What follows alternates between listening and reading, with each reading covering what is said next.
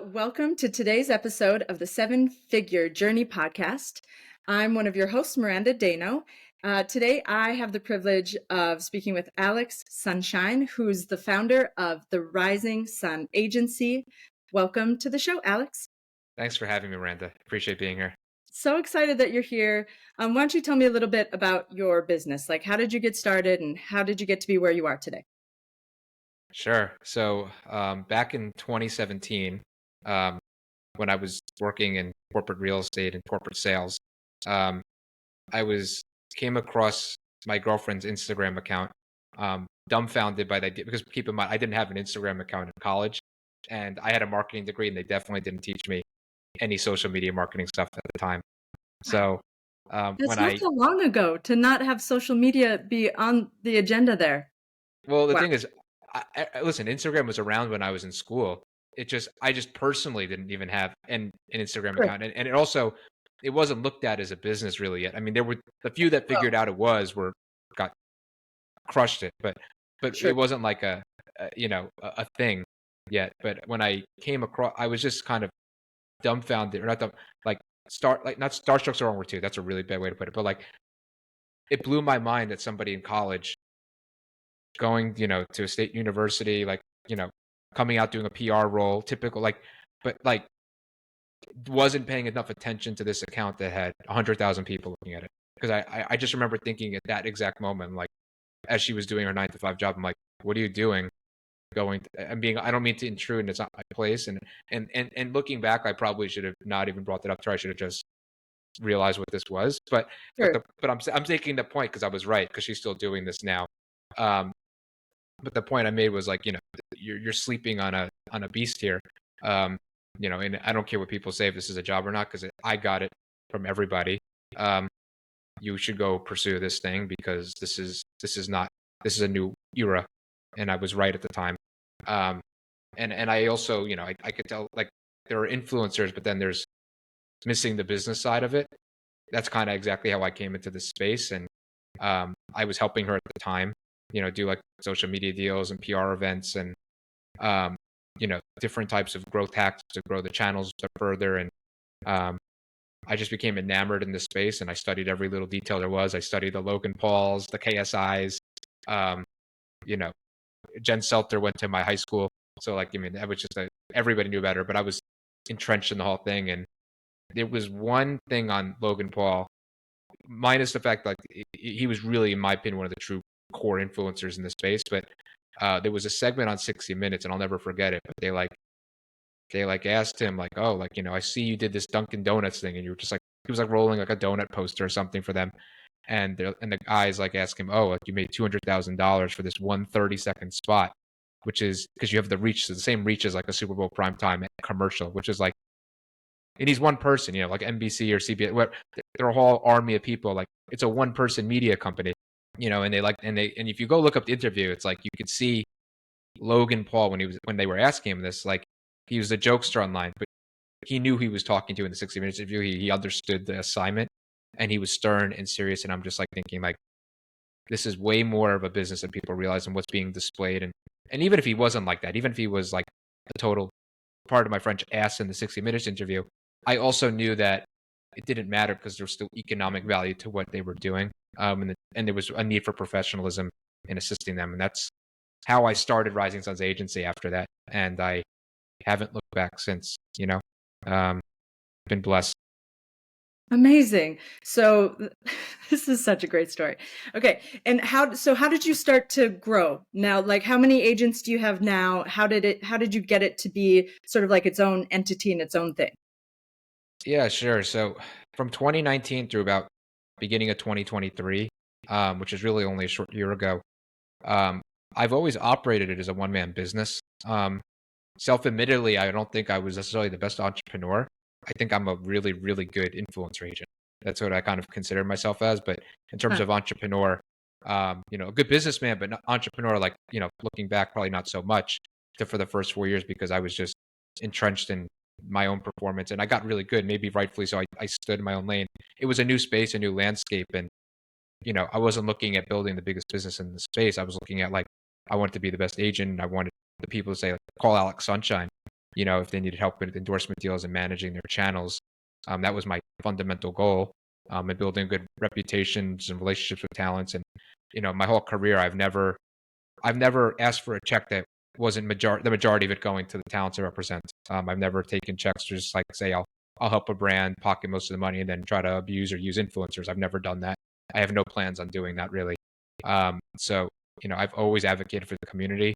There's a good side and a bad side to this. I've seen a lot of brands leverage influencer marketing to grow overnight to insane levels. You could look at even Logan Paul Prime. It's $1 billion company now. They took out companies like Gatorade that have been building this for decades, and they did it in a short year or two. Like you could see that it's there, and I know the value that they have. So I think that the key thing for me was, I've been a good agent, but how do I become a good agency, a good business for people? Because I have a lot of people asking me for my help, and I can't service all them myself. So it came out of a place of like, I need to do something. I got to get out of my comfort zone. And I said, if I'm going to do this and scale this, like I could do this myself and figure it out and fall and fail and get back up and just try a different way. Or I could find a partner, who probably could have been in this podcast interview, who's built out companies, from starting at 5 million all the way up to 5 billion into the fintech world. And I met that guy because he also owns a food and bev brand, which I thought was hilarious. It's called, if you look it up, it's a barbecue rub called Meat So Horny. Um, so one of the few companies I felt like really understood right off the bat and like perfect for social media. Like for me, as an influencer marketer, I understood, okay, that's probably gonna get a lot of shares and replies and likes. And I looked it up and very few brand accounts, even the biggest brands that do billions of dollars, have no social. I mean, they're real brands, real retail, real reach, like a ton of distribution. I get all that. Great. And they've done that over a long period of time. But if you're able to go viral, like on social, and you could build 30,000 followers and, and win that first part of the game, product comes, obviously has to be a good product. And he had a Michelin trained chef make the sauces. So who's also a client of mine because he's an influencer talent now as well. Of So course. it played both ways. But long story short, I brought him into this and said, listen, like I have this great business idea. It's been working for me as a standalone business. I think this can help a lot of people who want to get into space, and maybe instead of being the influencer, representing them and working with them, I have a platform. Like, can you help me scale this? And he agreed to it.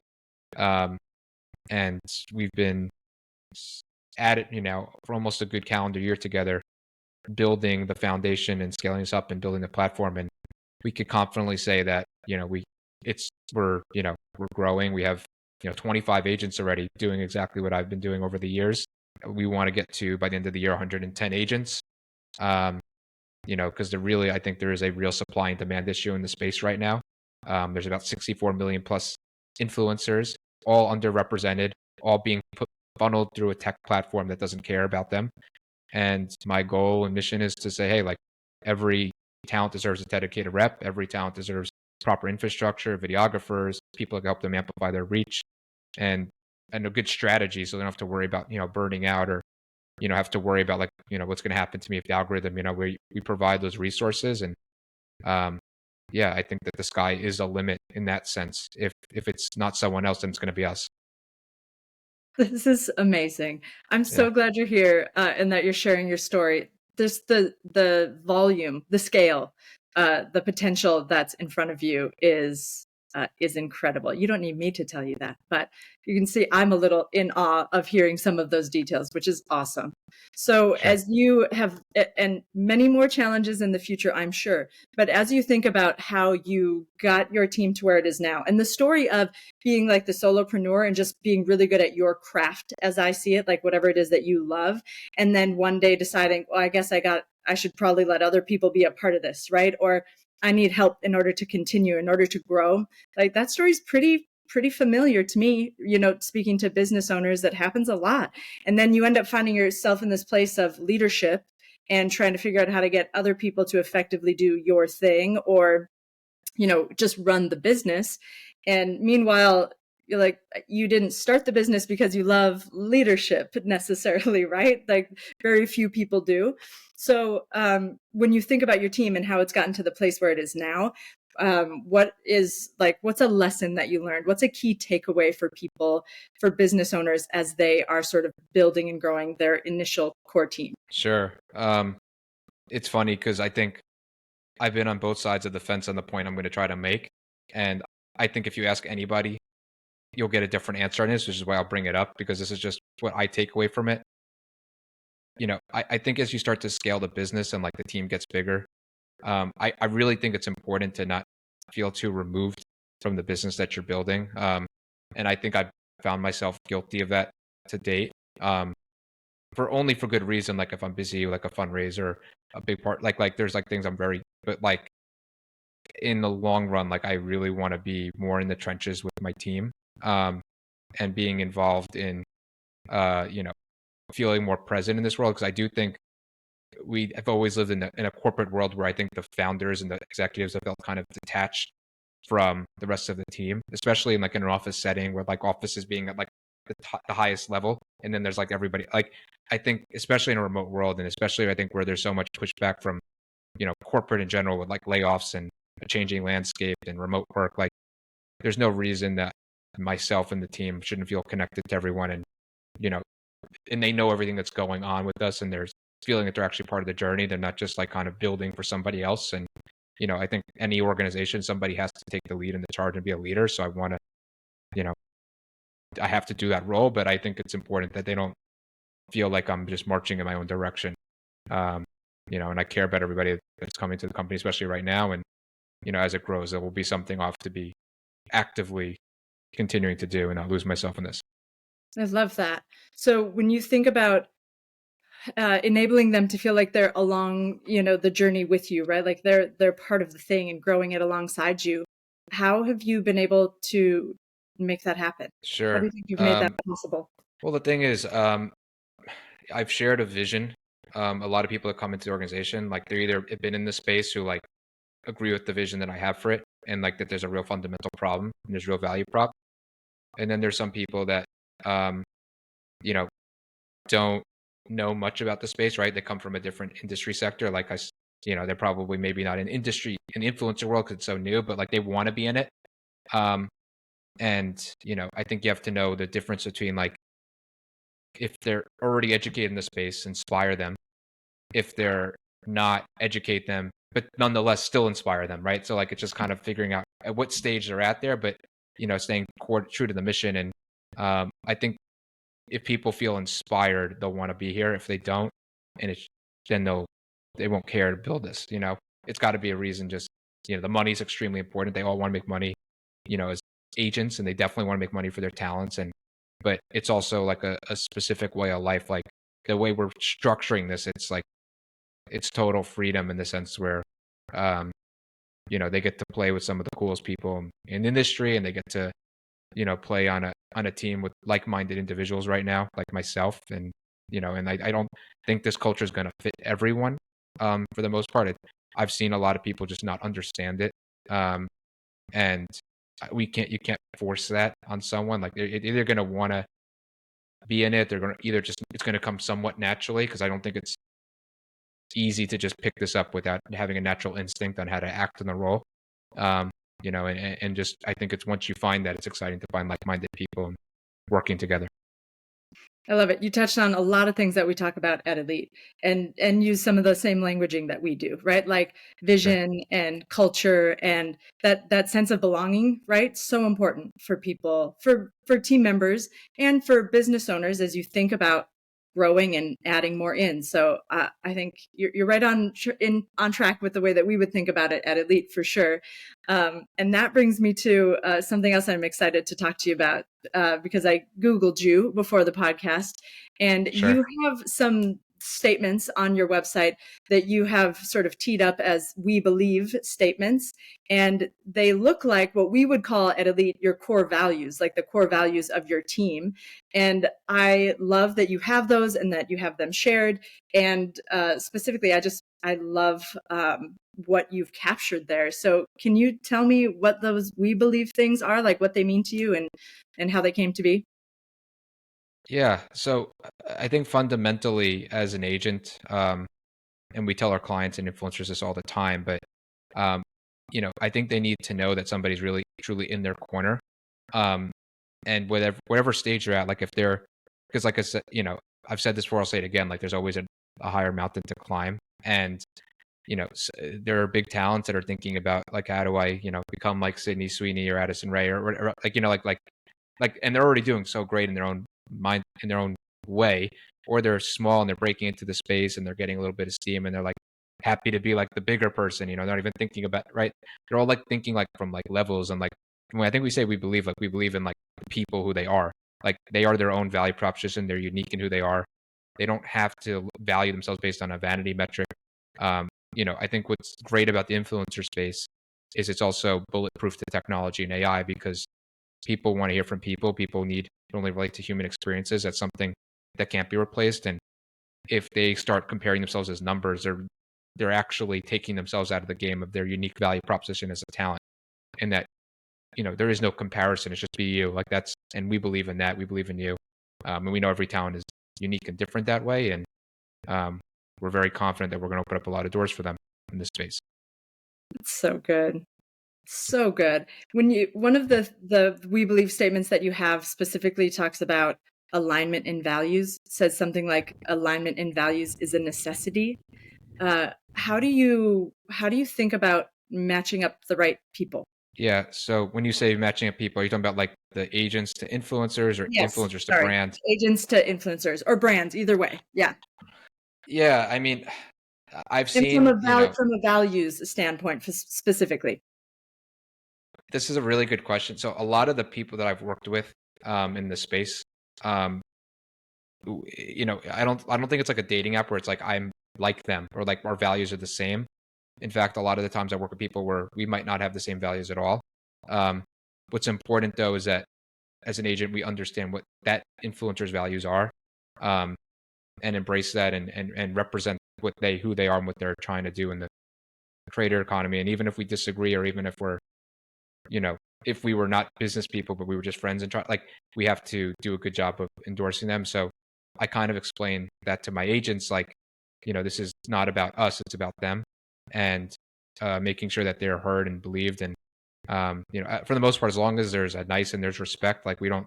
I'm not saying like, oh, influencer, like just abuse the agents, like we can't even do business with them. But the point is like to not push back on them if they have a certain view of the world that isn't harmful, or trying to have a debate or trying to change who they are to fit a certain algorithm. Like endorse what they're trying to do and believe in that. And ultimately, I think the right agent can work the right way with the right talents. I've seen the approach of bigger agencies, and it makes sense to some degree, like putting everything in a niche, only because it actually performs better from a brand partner. If you have a certain type of creator and you're talking to a brand, you could, as an agent, get a deal for all of them versus having somebody in every different niche. But Sure. but the thing is, like I said, if you're in a niche, like it shouldn't matter what that person's like. That you should be able to make that work and represent your talent accordingly. Yeah. So how have you done that? The way that you've thought that through so far, is it mostly about sort of social intelligence and understanding the person, or do you have a more formulaic way to think that through? Yeah. So there's no, I feel like if we go too far, and because there's so much to the job and so much to helping a talent, if you get too specific with like matching the perfect agent, I tend to find you'll overthink the role, and if you overthink the role, you'll never be able to perform for the talent. Like Sure. when we recruit people, we want to know that they're very comfortable in a lot of different situations, and a truly good agent can probably work with any talent. Like I said, as long as it's not like harmful, they're doing something illegal or Yeah. whatever, Yeah. But for the most part, like they're totally comfortable in the role, and and supporting that person. So I think that's fundamentally the formula is that the agent can handle any type of personality, and yes, have to be socially intelligent. And you might hear things behind the scenes like, holy crap, like what did they just say? But like it's just like music to your ears because you've heard it already, and you're Yeah. trained to handle it and hear it. And then you know how to communicate to them to make them feel valued and heard. And ultimately, like that type of those types of mannerisms and emotional intelligence will get them to cooperate with you on all these business propositions that are coming to them. Yeah, I love that. Yeah. So cool the way you think about just people and Yeah. this industry. And you know what else? It's also really refreshing to chat with someone who is, in the social media industry and talking about it in such a beautiful sort of like optimistic way about people, right? Like Yeah. celebrating the uniqueness in people don't talk about that when they talk about social media marketing, right? They get sort of stuck in numbers, and not that those things aren't also important, of course they are. They But are. I They love are. of course. And I Yeah. love the sort of celebration of like the human in front of you. That seems to be a big part of your message. I think that's incredible. Yeah, I mean, I again 100%, and I say the numbers are important because the numbers simply reflect the hard work that talents put into this. I think, For sure. like for example, there's a lot of really talented people that don't have a lot of traction on social media, um, you know, and and nonetheless, somebody who's equally as talented has this large following, and they say, oh, it's only because they're naturally gifted or talented. But then I could say, well, listen, take the two same talent levels, and it's simply the difference is one was this much hardworking, the other one was kind of here, and that's why one person. So like it celebrates like the effort that they put into and the research and the studying and the commitment that goes. It like that's what the beautiful part about the numbers on social media are is like if you instead of just having this like superficial stance, like because like that's what they call it, super, like oh they're just lucky or they were hand spoon fed. If you like actually to say let's go dig, I guarantee you every influencer that has some traction, if you dive deep into what they're doing, I guarantee they're working around the clock. Like I know every influencer, they have a real strategy, they're business oriented, they're hardworking, they're committed. Um, they would impress you pretty quickly, and then you'd shut up, to be honest. So, I love um, that. yeah. So good. So, but so the So numbers are just like the validation, if you will, of what they are.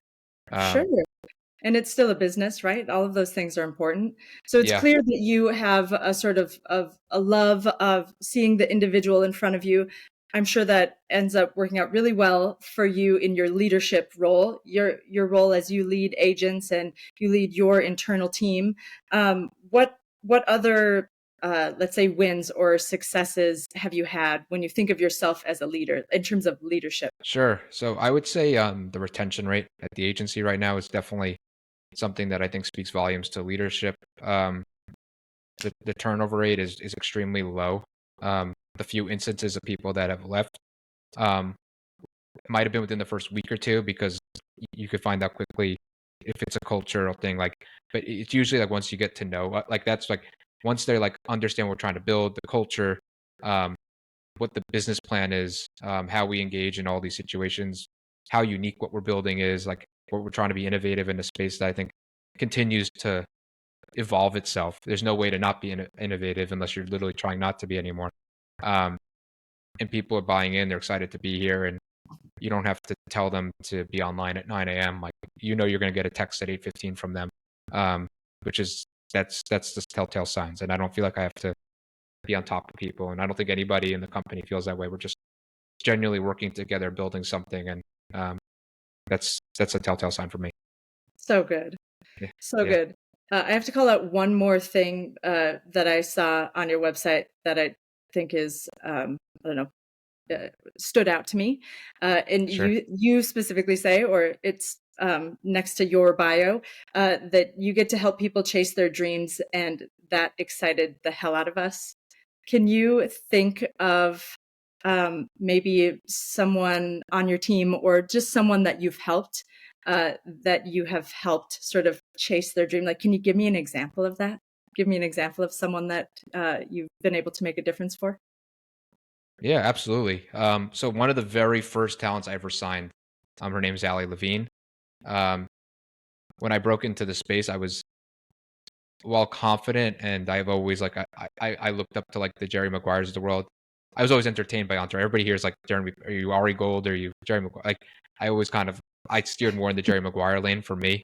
Um, but but long story short, she was one of the first talents I signed. Still with me to this day for 5 years now, and you know she was in the fashion beauty world. She came from reality TV.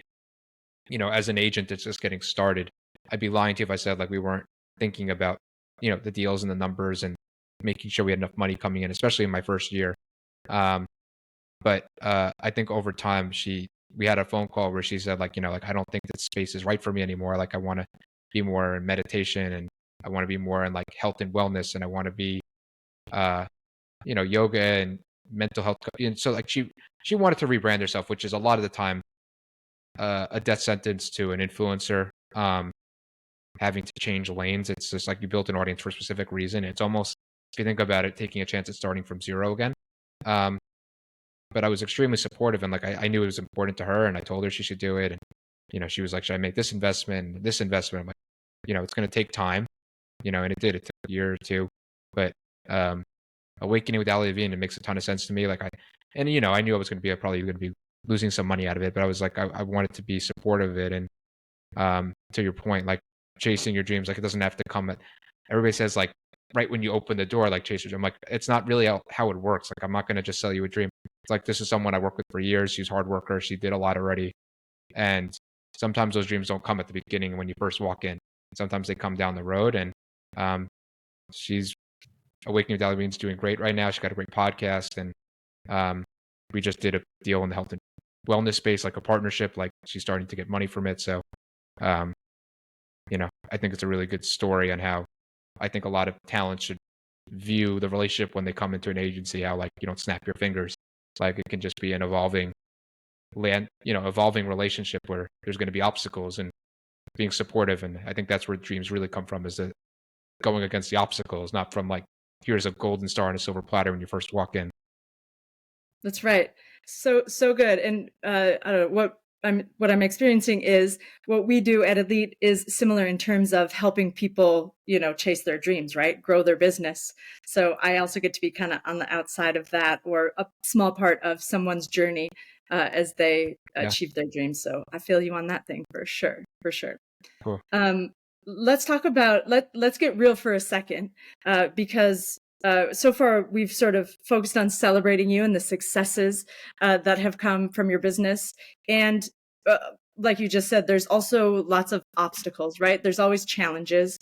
Can you call back maybe one of the biggest challenges that you had as you were growing to the spot that you are now? Biggest challenges. So in our space, I would say the biggest challenges are as a middleman.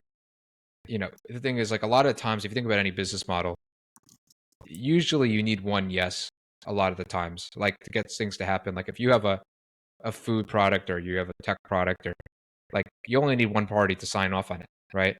In our business, you need two yeses all the time, which is extremely difficult. It's pretty, if you look at the comparative industry, it'd be like selling a house, like in real estate or something, Sure. or any, like a lot of other broker relationships. So I think as a skill set, I think the biggest challenge is the two yeses. And in terms of the actual building of the business, like in the infrastructure, as you're bringing on more agents and explaining that to them, it's a very tough thing to train for, and how to have a balancing act of bringing back, pricing back and forth, or,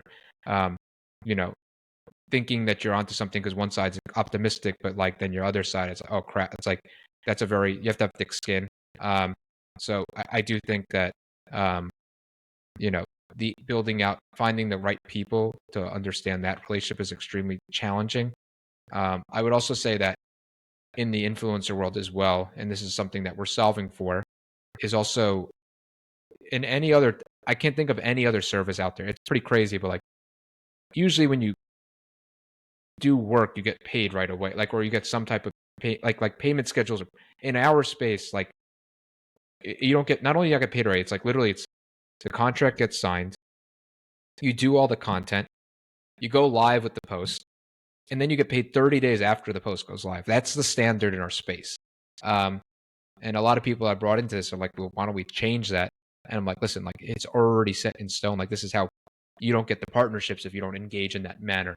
And the one of the ways we solve this, we actually have a financial partner, and I'm going to plug them because I think they're fantastic, Influverse. Yeah.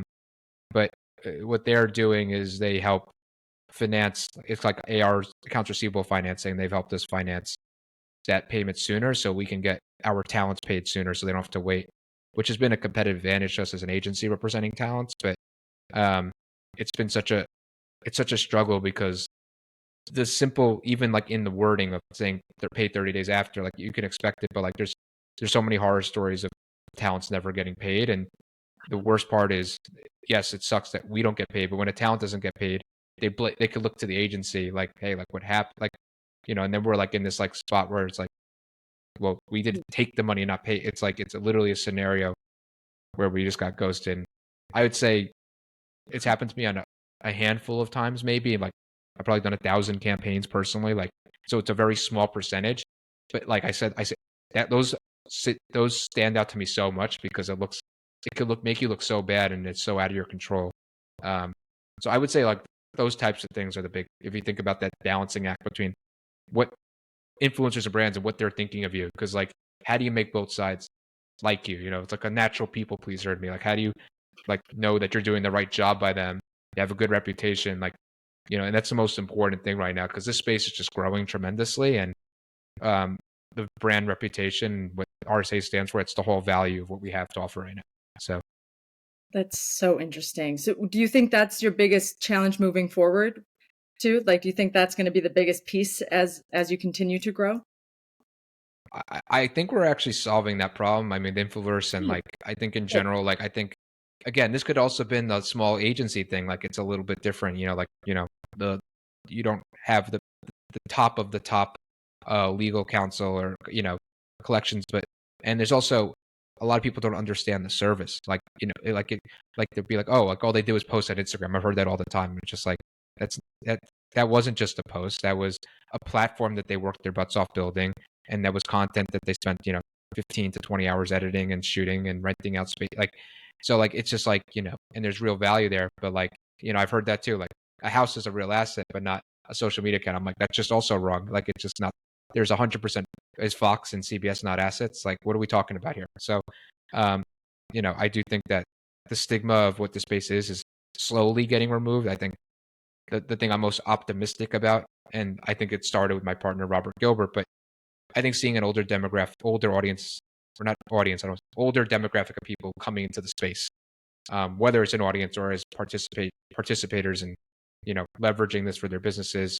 I'm looking forward to the B2B community more because we've seen a lot of direct consumer stuff, but seeing more B2B action where like executives, like in the biggest companies in the world, like engaging on social media and going more like direct with their advice and their content. Like I've seen a lot of platforms where they sell their advice, like, it's great and I understand and I've seen the master classes and I think it's a brilliant idea, but I do think that there's a lot of value in giving out the content for free because it's so accessible and um, the back end of their businesses will pay off and I'm sure the share prices of whatever companies they own like will pay it back to them. But I think people could want to hear from them and I think they'll continue to do more B2B partnerships, even tools like me, if I'm using HubSpot, if I could do a HubSpot campaign on LinkedIn right now as a business owner, like I think that would get other owners excited to look into HubSpot.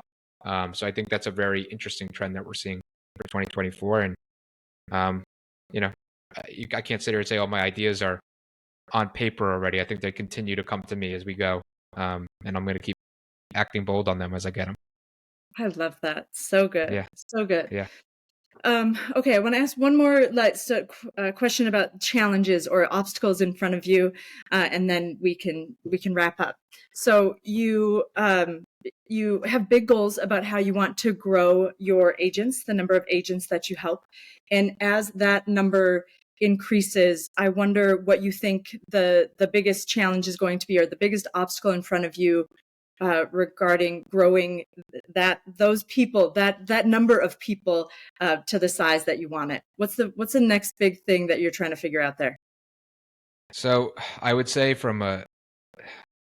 if we get to, I anticipate it's around 500 to 1,000 domestic agents like that.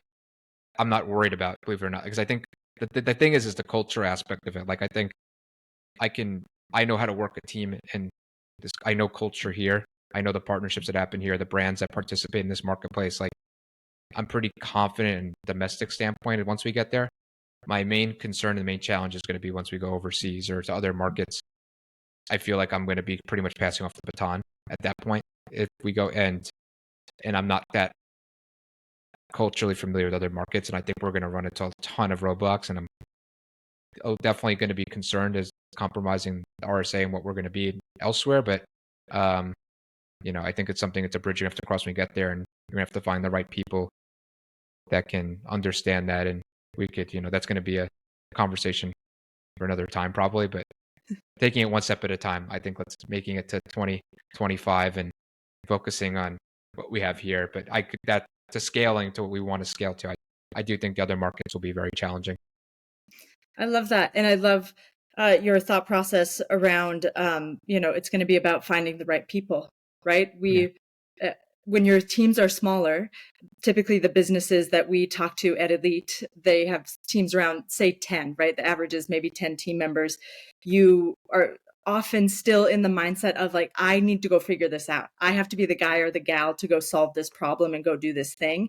And as your business grows, it often is less about you figuring it out and more about like getting the right person in that spot, right? Getting the right person to help you figure it out.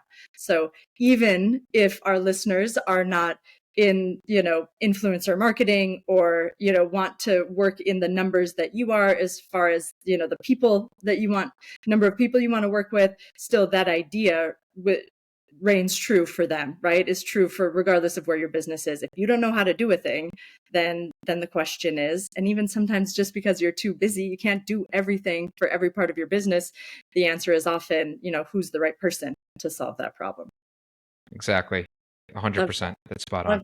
Yeah. Okay, so you said something about wanting to plug the person who is your financial, I don't know if they're a partner, but someone that you're working with that way. And I want to make sure I give you an opportunity to do that before we close out. Yeah, well, I was saying Influverse. It's Oh, not spelled the way you think. okay. It's Inflverse. So there's no U in it. Okay. Um, but they've been because again, I've been approached by platforms like offering because I've always been in the market for something like that. Like I always thought it was worth paying a little bit of a fee to make sure that our creators are being taken care of. And all the companies that would say they were going to do it ended up not being able to do it. And I think it always falls in because of bigger banks or bigger hedge funds or whatever not under it still comes down to understanding the space. Like I said, if it was any other service, it's just accounts receivable financing. It's not like rocket science. And there's clearly a track record. So um, I'm plugging them because they were a middleman who got it done with the bank, and we have a great partnership with them already. And I don't think I could scale without their help right now, and they've been pivotal. And um, as much as I'd like them all to myself and have a competitive advantage, I would 100% recommend agencies making it the industry norm to help creators. It's a great takeaway for our listeners as well. And I So, yeah, recently had another podcast guest mention how having the right partner at the right time made a really big difference for their business in a completely different industry. So that's also a great takeaway, regardless of where your business is at. Hey, who's the right person to partner with to help you take it to the next level? So, definitely. Alex, any other I don't know, parting things that you would share with our listeners as they grow their businesses? Anything else to share before we wrap it up? Yeah, I would say if you're thinking of starting a business, go really slow to start. Even if like you want to build a huge business, like don't just spend like 1 month by yourself or 6 months or a year. Again, I know a lot of people could go right into like the raise and like try to raise money in a business that I don't think they've themselves have mastered yet. So I recommend like starting that business, getting revenue for that business, learning about that business, practicing it, studying it, and then like thinking about building it up after you're a true master of it. Um, so my recommendation is slow and listen. I would be hypocritical if I said like don't once you figured it out like don't go fast because I am going fast. So I guess go really slow and then go really fast. If I'm being honest, because they're still telling me to slow down now. I'm giving advice like slow down, but I just feel confident that at least from the role itself that I've been doing, I've learned, um, and I guess I'll learn whether I'm right or wrong about the fast lane for the business side of it and scaling it up. So that's my That's advice. great. I also think that's, I don't know, inspiring for people that might be frustrated with the speed at which their business is growing, right? Like, it's okay if it goes slow for a while, right? Stay at it. I did it by myself for 5 long years. And theoretically, I could have done it maybe thinking back for 2 or 3, but I wouldn't have taken a chance at all before 2 or 3 years. At least that's just me. Some people, again, if maybe they've had multiple ventures and like it's a new venture, if they've taken a stab at entrepreneurship, I could understand maybe the need for escalation. Like if I had a new business idea tomorrow, theoretically, like I would definitely feel like I'm a little bit ahead of the curve from a business standpoint, but I'd still have to master the industry if I'm going to lead that. I think a lot of people just think if they get a check, they're good. And it's like the money won't, you still have to figure out the problems in the space to, a really deep extent. So that's my advice, is really learn the problems first. It's great. Great advice. Yeah. Okay. Well, if people want to reach you, if they're interested in the Rising Sun Agency, where can they find you? Yeah, I mean, we're all over social, Rising Suns Agency on Instagram, on Facebook, risingsunsagency.com. You can follow me on LinkedIn, Alex F. Sunshine.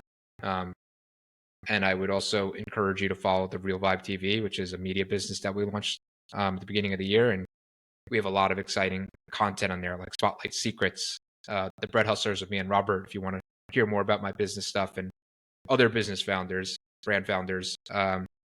We have the Water Boys with the Zach Shallcross from The Bachelor, who's co-hosting it as part of our network. And we're continuously adding, new podcasts and new channels to the Real Vibe TV. So I definitely recommend checking out all our channels. Fun. I will. Absolutely. All right. Well, that wraps up today's episode of the 7-Figure Journey podcast, where we explore the ins and outs of the 7-figure journey. Alex, thank you so much for being a guest on the show today. We've loved having you. And I think the insights that you've shared with our audience are really valuable and really going to make a big difference for the business owners that we know that are chasing their dreams to get to the 7-figure mark. So for all of you listening in, I hope that you share, like, and do all the things to make this episode more available to other 7-figure business owners. Keep striving, keep caring, and keep pushing towards your goals. Until next time. Thanks for having me, Miranda.